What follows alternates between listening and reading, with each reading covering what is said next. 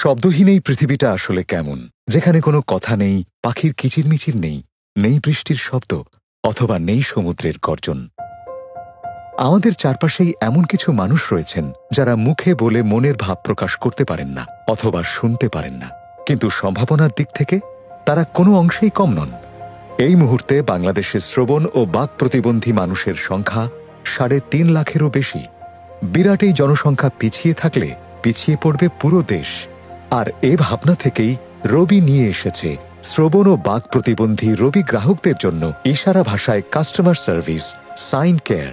চলুন দেখে আসি সাইন কেয়ার সার্ভিস নিয়ে এর গ্রাহক ও বিভিন্ন অংশীজনেরা কি ভাবছেন। আমি ইশারা ভাষায় কথা বলি।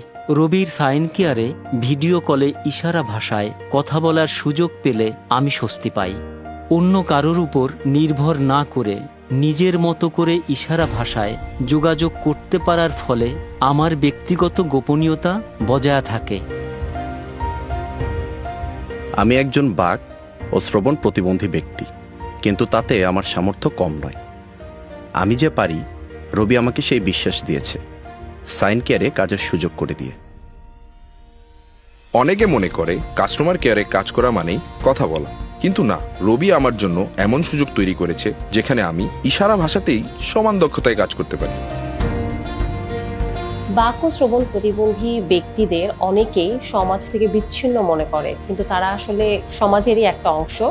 রবি সাইন কেয়ারের মাধ্যমে রবি তাদেরকে সমাজের মূল স্রোতধারায় নিয়ে এসেছে এবং এতে করে তারা বুঝতে পারছে যে তারা আসলে সমাজের বাহিরের কেউ না, সমাজেরই একটা অংশ তারা। রবি দৃঢ়ভাবে বিশ্বাস করে ইন্টারনেটের শক্তিতে স্বপ্নকে জয় করতে পারবে তুমিও।